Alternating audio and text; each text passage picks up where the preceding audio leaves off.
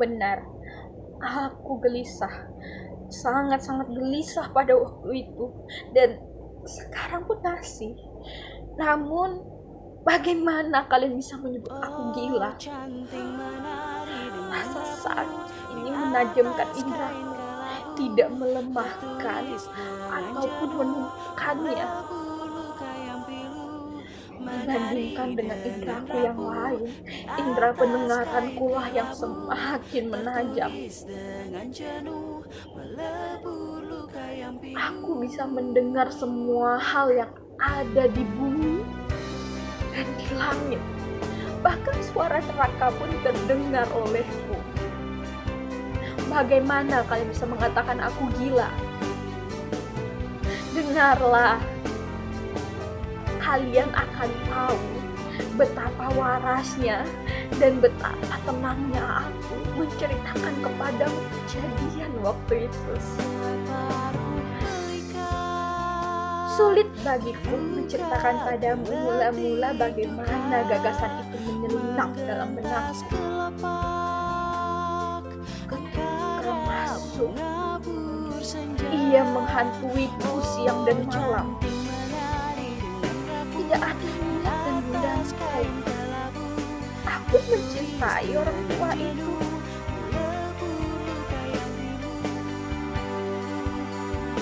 Ia tidak pernah melukai hatiku,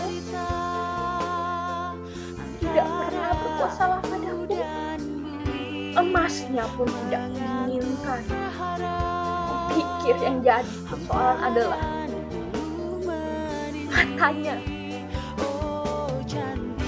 matanya menyerupai mata burung pemangsa, berwarna biru dan berselaput. Ketika ia menatapku, darahku seakan membeku. Sedikit demi sedikit aku membulatkan hatiku untuk membunuhnya, agar aku terbebas dari mata burung pemangsa itu untuk selama-lamanya.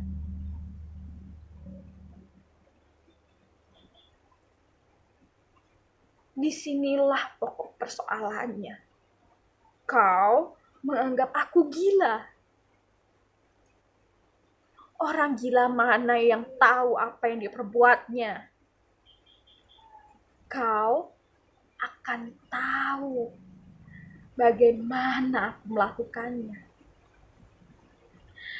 Kau akan tahu betapa cerdiknya aku menyelesaikan pekerjaanku.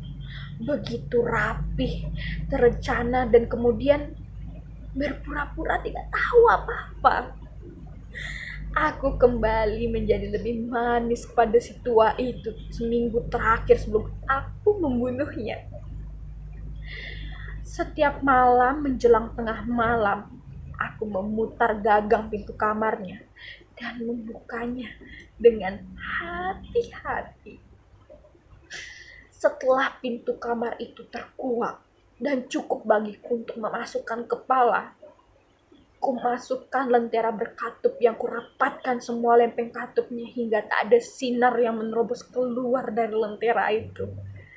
Lalu ku sorongkan kepalaku ke dalam. Kau pasti terkejut melihat betapa cerdiknya aku menyusupkan kepalaku. Semua itu kulakukan dengan sangat-sangat pelan, hingga tidak mengganggu tidur si tua itu. 1 jam penuh aku berusaha agar dengan leluasa melihat orang tua itu terbaring di ranjangnya. Nah, bisakah orang gila melakukan pekerjaan secerdik itu? Dan ketika kepalaku sudah leluasa, aku membuka katup penutup lentera dengan begitu hati-hati. Jangan sampai menimbulkan bunyi. Aku membuka seperlunya saja, cukup untuk menerangi mata burung pemangsa itu. Dan pekerjaan seperti ini aku lakukan selama 7 malam berturut-turut. Namun setiap aku datang ke kamarnya, yang kutemui mata itu selalu dalam keadaan tertutup. Dalam keadaan seperti itu tentu mustahil bagiku melanjutkan rencanaku. Sebab bukan orang tua itu yang membangkitkan amarahku, tetapi mata setan itu. Pagi harinya sengaja ku datangi kamarnya. Ku ajak ia bercakap-cakap dan kutanyakan apakah dia tidur dengan enak semalam. Dengan demikian, kau tahu diperlukan kecerdasan tertentu pada setua itu untuk menduga bahwa setiap malam tepat pukul 12 malam aku selalu mengamati ia tidur. Pada malam ke-8, aku membuka pintu lebih hati-hati ketimbang malam-malam sebelumnya. Jarum menit jam di dinding bahkan lebih cepat dibanding gerakan tanganku. Baru pada malam ini, aku merasakan begitu besarnya kekuatanku, begitu cerdiknya akalku. Hampir aku tidak bisa menahan luapan perasaan menang. Membayangkan diriku sendiri sedang menguak pintu sedikit demi sedikit, dan orang tua itu bahkan tidak pernah berkhayal tentang apa yang kupikirkan. Aku terkejut dengan lintasan pikiran ini, dan mungkin dia mendengar suaraku, sebab tiba-tiba ia menggerakkan tubuhnya seperti orang terkejut. Sekarang kau berpikir aku akan mundur? Tidak. Kamarnya gelap pekat, jendelanya tertutup rapat, dan karena itu aku tahu bahwa dia tidak melihat pintu kamarnya yang terkuak. Dan aku mendorong pintu itu sedikit demi sedikit. Aku menyusupkan kepalaku ke celah pintu dan sedang membuka katup lentera, namun jempolku terselip dan menimbulkan bunyi hingga si tua itu bangkit dari ranjangnya. Aku mematung di tempatku tanpa mengeluarkan sepatah kata pun. Dalam 1 jam aku sama sekali tidak bergerak. Dan selama itu pula aku tidak mendengar ia merebahkan tubuhnya lagi.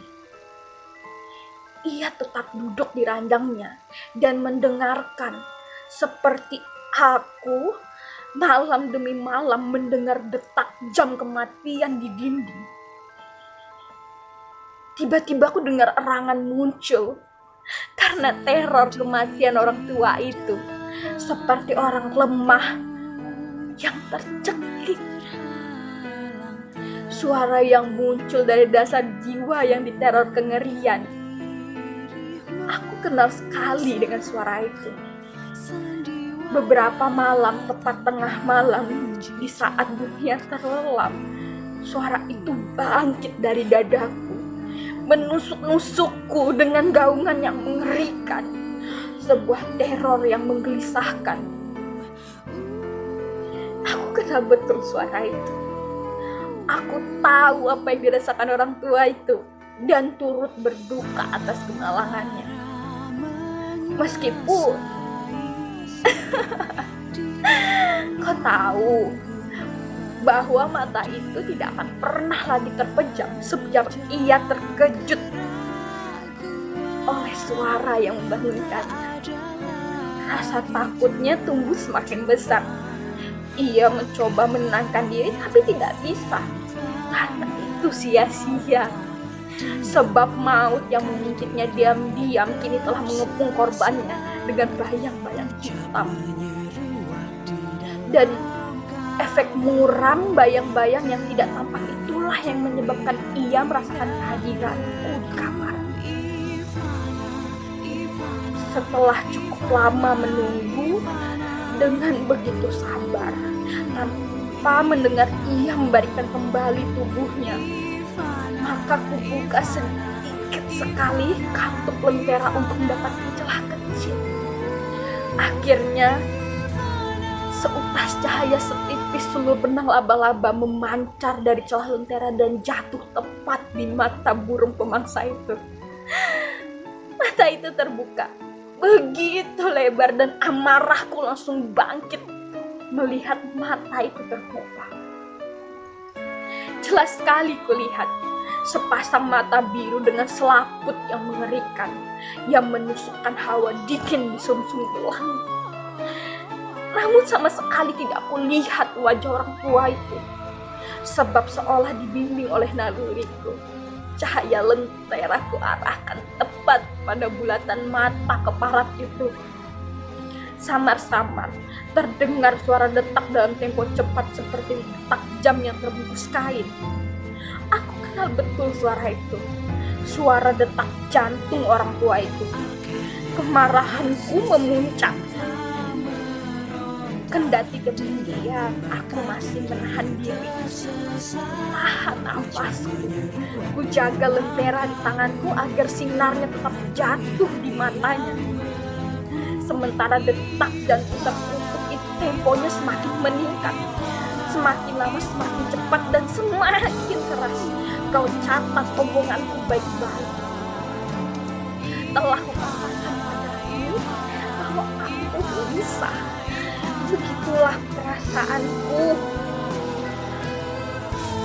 Dan sekarang ada jam kematian itu di tengah kebusuan yang mencekam rumah tua itu. Dentam aneh itu menyiksaku layaknya teror yang tak tertangguhkan. Aku masih menahan diri beberapa menit dan tetap tak bereaksi. Namun dentam itu semakin keras dan memekakkan telingaku. Sudah waktunya si tua itu untuk mati. Dengan teriakan keras, aku membuka seluruh katup lentera dan melompat ke kamarnya. Aku mencekiknya, menyeretnya ke lantai dan membekapnya dengan kasur tebal. Beberapa menit kemudian, samar-samar masih terdengar detak itu. Namun, tak lagi membuatku jengkel. Ia tidak akan mampu menembus dinding. Akhirnya bunyi itu berhenti. Si tua itu sudah mati. Aku mengangkat kasur dan memeriksa mayatnya. Ya, ia sudah mati. Matanya tidak akan menyusahkanku lagi. Kalau kau masih menganggap aku gila, anggapan itu tidak akan pernah berlaku bila gambarkan kepadamu apa yang kulakukan untuk menyembunyikan mayatnya. Malam melarut dan pekerjaanku kebut, namun tanpa suara. Pertama-tama ku potong-potong mayat itu. Kemudian ku bongkar 3 bilah papan lantai kamar itu dan ku masukkan potong-potongan tubuh itu ke dalam rongga di bawah lantai kamar. Setelah itu ku kembalikan lagi papan itu seperti semula. Begitu sepele, begitu rapi, hingga tidak ada satupun mata, termasuk mata si tua itu yang menemukan adanya kejanggalan. Tak ada yang perlu dicuci, tak ada noda yang berceceran, tidak ada bercak darah sekecil apapun. Aku sangat waspada terhadap itu semua. Dan bak mandi sudah menampung semuanya. Jam 4 pagi, semua pekerjaanku selesai. Bersamaan dengan ketukan pintu depan, ku buka pintu.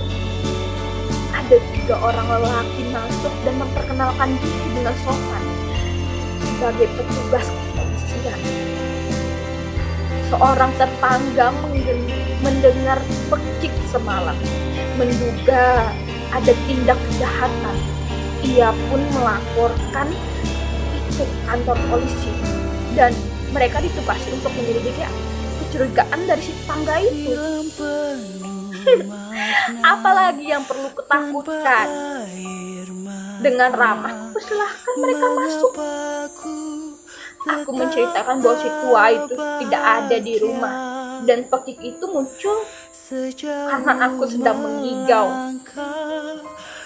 Kuperlihatkan barang-barang si tua itu yang masih aman dan tidak tercolek sedikit pun. Dengan kepercayaan diri yang melambung, aku membiarkan mereka memeriksa dengan sangat-sangat teliti. Sedangkan aku menjawab pertanyaan mereka dengan keseharian yang remeh. Para petugas merasa puas. Perlakuanku meyakinkan mereka. Tapi tiba-tiba aku berharap agar mereka segera pergi. Kepalaku pening dan aku merasakan dering di telingaku. Namun aku tetap duduk dan bercakap-cakap. Dering itu kian lama kian menjadi jelas. Terus menerus dan semakin jelas. Aku mencoba berbicara lebih keras untuk mengusir perasaan itu. Namun dering itu terus saja dan semakin pasti. Sampai akhirnya aku sadar bahwa dering itu bukan dari dalam telingaku. Aku yakin parasku kian memuncak. Namun bicaraku lebih fasih dan lebih lantang. Tapi suara itu bangkit. Apa yang harus aku lakukan? Ku dengar suara lemah, samar-samar, berdetak dalam tempo cepat, seperti detak jam yang terbungkus kain. Nafasku tersengal, namun para petugas itu tidak mendengarkannya. Bicaraku lebih cepat, lebih meyakinkan, namun bunyi keparat itu semakin kuat. Aku bangkit dan menebar segala topik pembicaraan yang sepele dalam nada tinggi dan gerak tubuh yang kasar. Tapi bunyi itu menguat. Mengapa mereka tidak mau pergi? Aku mondar-mandir dengan langkah panjang dan menghentak, seolah merasa terganggu oleh pemeriksaan yang mereka lakukan. Tapi bunyi keparat itu terus semakin menguat. Ya Tuhan, apa yang bisa aku lakukan? Aku meradang, aku mengacau, aku mengutuk. Ku angkat kursi yang kududuki dan kuhempaskan di lantai. Tepat di mana aku menyembunyikan mayat itu. Suara itu semakin kencang dan semakin kencang. Para petugas tetap melanjutkan percakapan itu seperti tidak terjadi apa-apa. Bagaimana mungkin mereka tidak mendengar? Demi Tuhan. Tidak. Mereka juga mendengar, mereka curiga dan mereka tahu. Mereka pasti sedang mencemooh takutanku.